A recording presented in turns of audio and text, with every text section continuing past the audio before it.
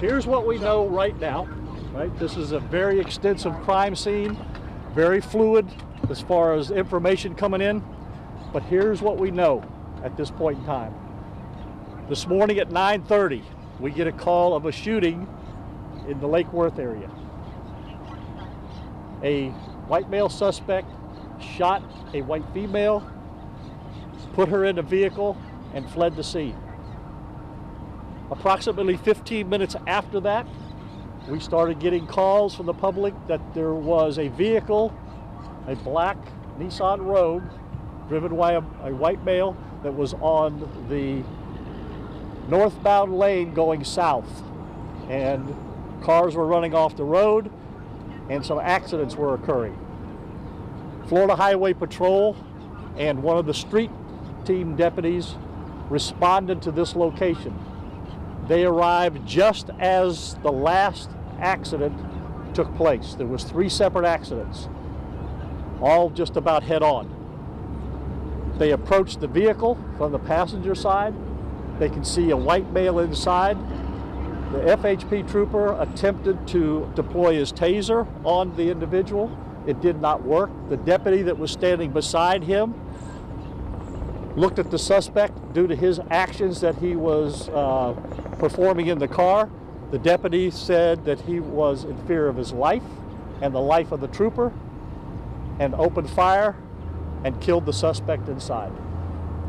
Now, we have since learned that this individual that is here at this location was also involved in a shooting in West Palm Beach last night. We just confirmed that with West Palm Beach police. The description was a Nissan Rogue, which this is, a black one, with the suspect description the same. So at this scene, we have 3 vehicle accidents. The people that are the drivers of those vehicles are injured, none life-threatening at this point in time, thank God. The suspect is deceased, and the victim that he shot in Lake Worth is deceased. We are handling, the sheriff's office is handling the original homicide. We are handling all the traffic accidents here. We are handling the crime scene, and the Florida Department of Law Enforcement is handling the actually shooting that involved the deputy and the deployment of the taser by the FHP. That's what we know right now. The medical examiner's on the scene. It's going to take a few minutes for them to do what they need to do. Because of the extensiveness of the crash, the suspect inside is kind of pinned in some of the wreckage there a little bit. So in order to do what they need to do in a safe and judicious manner, they have to get the fire department back here to kind of expand the vehicle back out. So it appears that, you know, through hard work and diligence here and a timely response by FHP and our deputy, that we have averted this guy not only crashing into a whole bunch more cars on this side of the road, but escaping here and going on to do whatever he's going to do, which is obviously involved in shooting people, because he did one last night and obviously the one today. So that's where we're at right now. We do have an identification on the guy. We're not able to release that right at this point in time because we're going to have to figure out if we can find some next of kin, not only for him, but also the victim that's here. Okay, when we get more, we'll be back to you right now.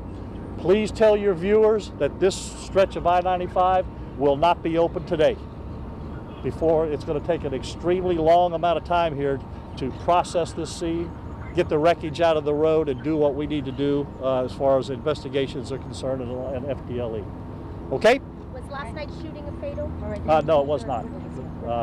Pretty bad injuries, but the individual is alive, and you can get the details on that from West Palm Beach. What actions was he doing in the car in order for the deputy? I'm not going to get into all that. Sheriff, do you all know right? the It was enough to relation- let the deputy know that he needed to do what he needed to do. Trust me. Do you know the relation between the suspect and I do not. Nope, don't know that relationship yet. That's what I'm saying. This is fluid. It's unfolding, and we're going to gather all the information. We're just concentrating on what's in front of us right now. All the back details will come later. Can you just talk about the Nope. massive resources it takes for this investigation? Okay. I know you have a lot of That question I can answer.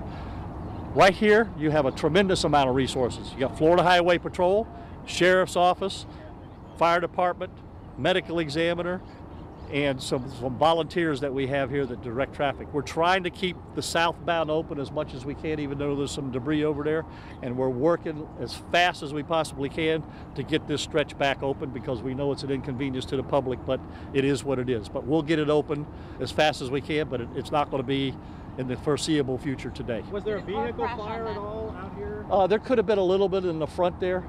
You know, as soon as things got settled real quick, the deputies grabbed the female, got her out of the car to the roadside, because they didn't know if she had expired or not, but they did extract her from the car as soon as possible. And then there was a fire, that vehicle caught fire? Well, we think that there was one in the engine compartment. It's not verified yet. Pardon me? Where was the female found in the vehicle? I don't know that She location. was dead on arrival. Oh, right? she was. Yes, she's already been expired Sheriff, here. you said there were 3 crashes. Was the suspect crashing into each Yes, one of these cars? he's going southbound in the northbound lane. That's the 3 wrecks right He there. was involved in more than one wreck. Oh yeah. Okay. Yep. When Yep. he was making the actions that the deputies I'm not going into that, ma'am. Okay. Okay. Thank you.